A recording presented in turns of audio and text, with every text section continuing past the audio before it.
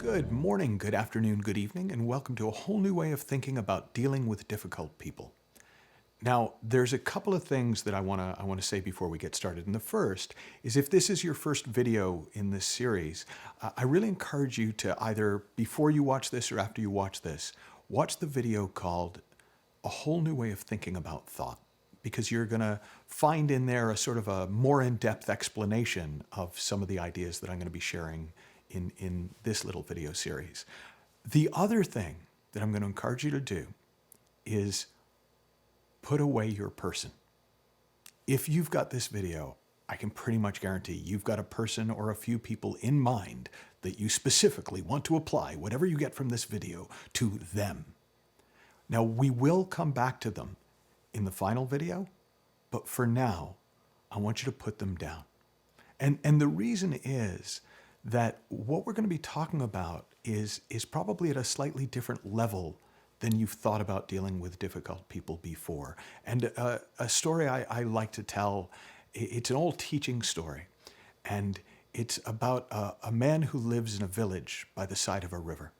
And he goes down to the river on the very first day he's there, and he sees somebody in the river drowning, and he dives into the river and pulls the person out. And just as he's sort of catching his breath and, relieved that he was in the right place at the right time, he sees somebody else drowning in the river.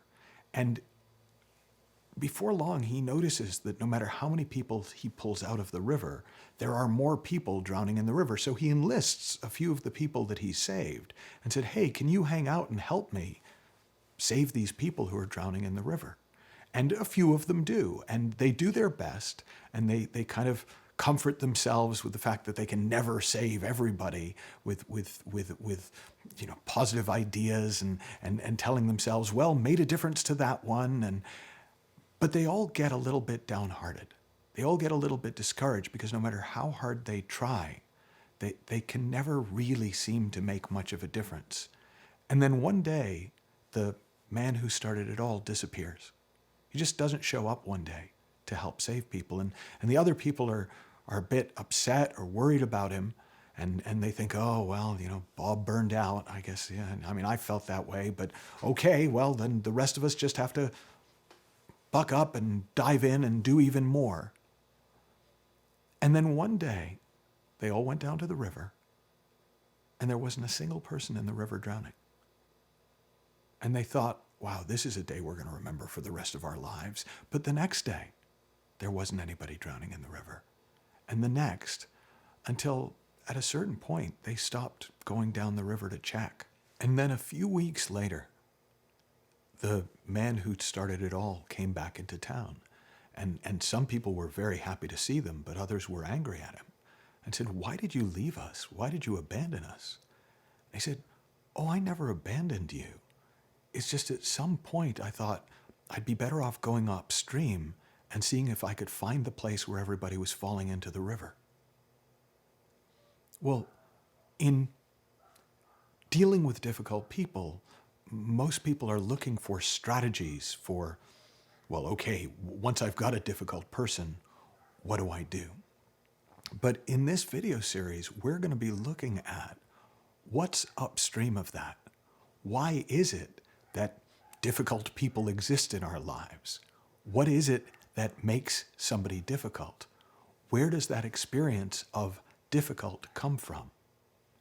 Now, I had my first real insight into this when I was teaching a group in London, and it was a large group training, and I was very kind of excited to be there and kind of grateful because it was one of my first chances to work with such a large group. And the group was, I think, 9 months into a year-long training. And I did a set, and I talked about what I talked about, and I had some great dialogue with some of the people in the group. And for me, it was just the most fun thing that I'd done in a very long time. And afterwards, one of the people who hired me in said, "Wow, you handled those jerks better than anyone who we've brought in up until this point." And I was like, "Which jerks?" And he pointed out a few of the people that I'd been in dialogue with through the session. And I honestly didn't know what he was talking about. because I never experienced them as difficult. Now, understand, that wasn't a choice. That wasn't I'm going to choose to see these people as not difficult. They just never occurred to me as difficult. They didn't show up in my mind that way. And because they never showed up in my mind that way, I didn't need to employ strategies for dealing with them or coping with them. And that's what we're going to be exploring throughout this series. What is it in us that causes people to appear as difficult? Because if you can get insight into that, you won't need any strategies for coping with what never really existed outside of your own mind in the first place.